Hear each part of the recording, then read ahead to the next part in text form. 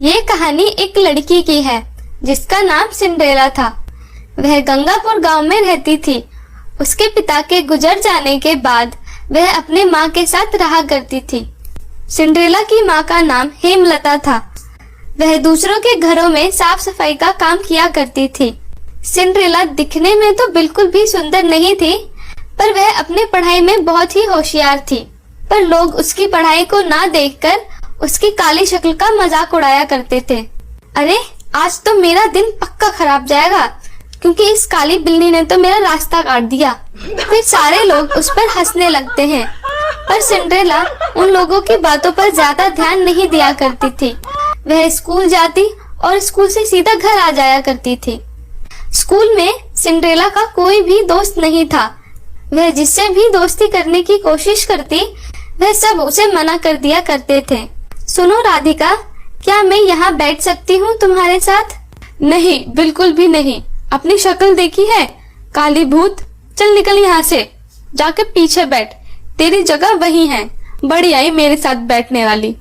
फिर सारे बच्चे उस पे हंसने लगते हैं और फिर सिंड्रेला उदास होकर पीछे जाकर बैठ जाती है। सिंड्रेला की माँ उससे बहुत प्यार किया करती थी। अरे मेरी गुड़िया, तू आ गई स्कूल से? जाके हाथ मुंह धो ले, फिर मैं तेरे लिए खाना लगा देती हूँ। आज मैंने तेरे पसंद के आलू के पराठे बनाए हैं। क्या सच माँ? आलू के पराठे? नाम सुनकर तो मेरी भूख और भी बढ़ गई।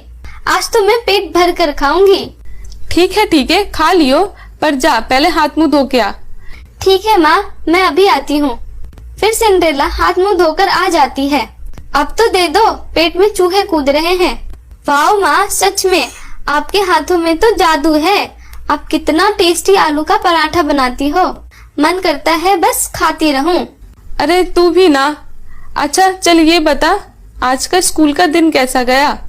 किसी से दोस्ती की तूने? नहीं माँ, मैं तो दोस्ती करने की कोशिश करती हूँ, पर मेरे काले रंग के वजह से मुझसे कोई भी दोस्ती नहीं करता। इतना बोलकर सिंड्रेला उदास हो जाती है और उसकी माँ भी उसे उदास देखकर उदास हो जाती है। कोई बात नहीं बेटा, तू उनकी बातों पर ध्यान मत दिया कर, वो तो बुरे बच्चे हैं।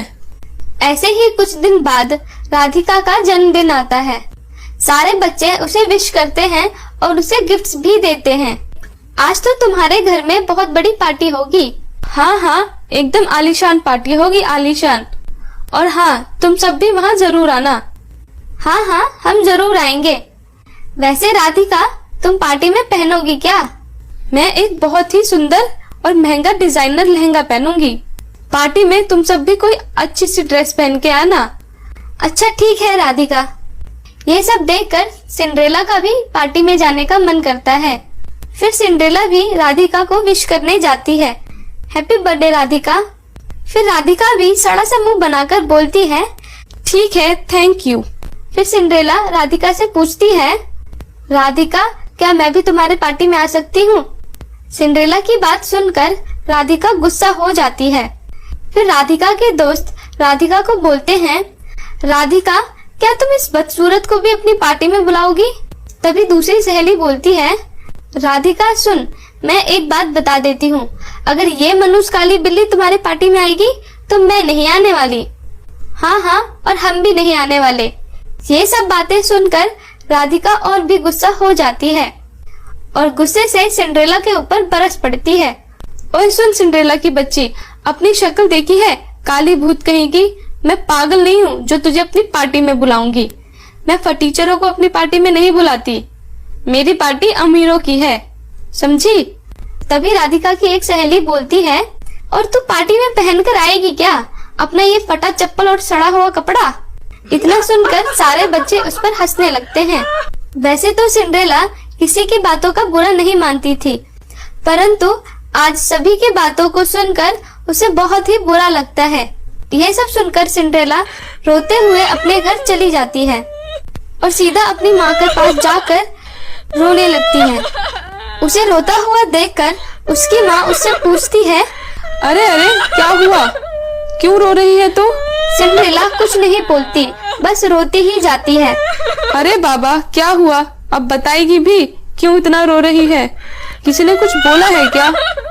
फिर सिंड्रेला रोते रोते बोलती है, माँ क्या मैं बहुत बुरी लड़की हूँ? नहीं तो बिल्कुल नहीं, ऐसा किसने बोला तुझसे?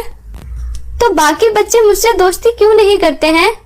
मैं इतनी काली और बदसूरत हूँ जिसकी वजह से कोई मुझसे दोस्ती नहीं करता, कोई मुझे अपने पास भी नहीं बिठाता। पूरी क्लास में मुझे पीछे जाकर अकेले बैठना पड़ता है और सब मेरा बहुत मजाक भी उड़ाते हैं।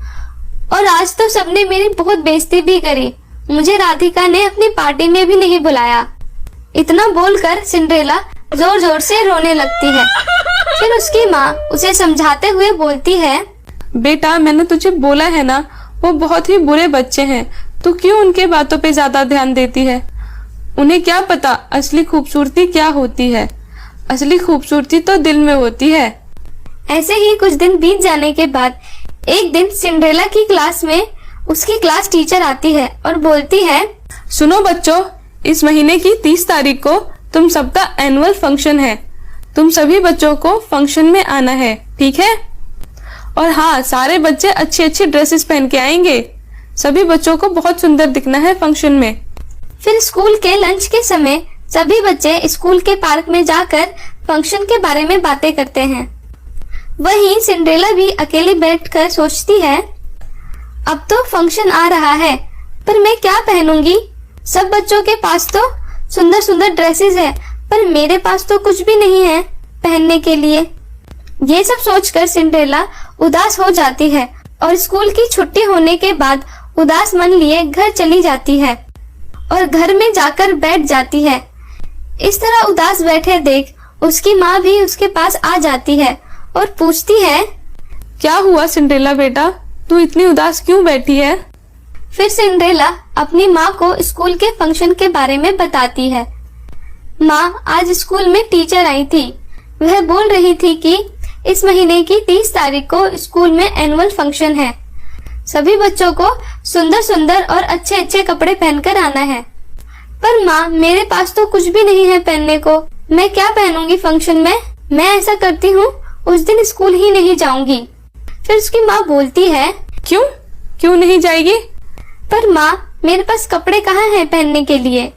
इसकी चिंता तू मत कर, मैं आज ही जाकर अपनी मालकिन से कुछ पैसे उधार मांग लूंगी।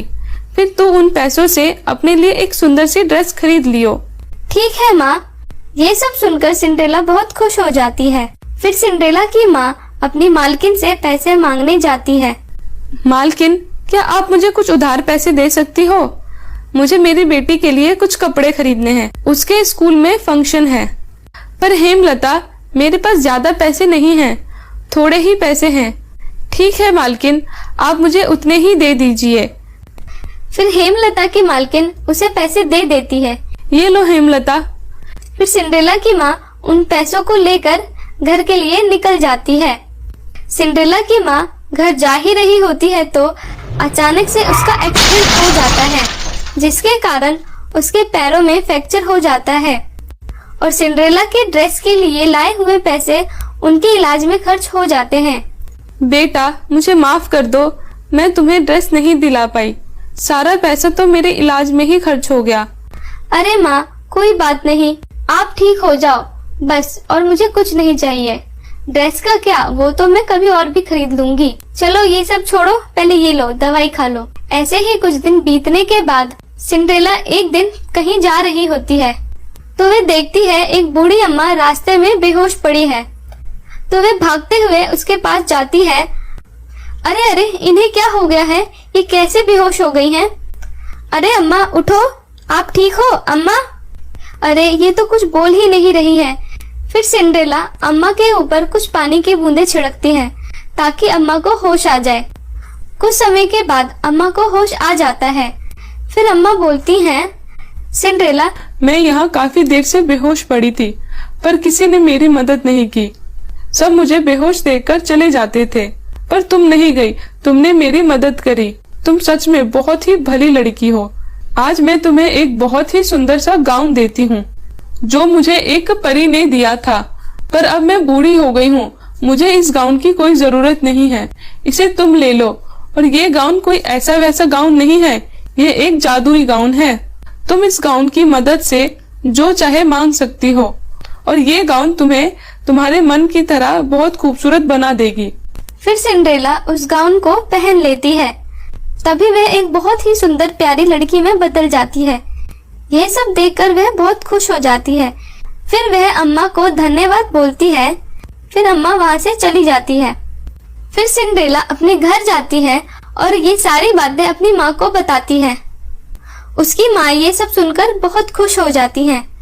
फिर सिंड्रेला अपनी जादुई गाउन की मदद से अपनी माँ को ठीक कर देती है और वह वही गाउन पहनकर अपने स्कूल के फंक्शन में भी जाती है। और ये गाउन पहनकर सिंड्रेला पूरे पार्टी में सबसे सुंदर लग रही होती है। ये देखकर राधिका चौंक जाती है और उससे अंदर ही अंदर चिढ़ने लगती है। और फिर सिंड्रेला पार्टी में खूब एंजॉय करती है और खुशी खुशी वापस घर चली जाती है। तो मेरे प्यारे दोस्तों, कैसी लगी आपको हमारी ये कहानी? प्लीज कमेंट करके जरूर बताएं और इसे अपने दोस्तों के साथ भी जरूर शेयर करें। और हाँ दोस्तों, अगर आपने अभी तक हमारे इस चैनल को सब्सक्राइब नहीं किया है तो प्लीज नीचे लाल बटन दबाकर अभी सब्सक्राइब कर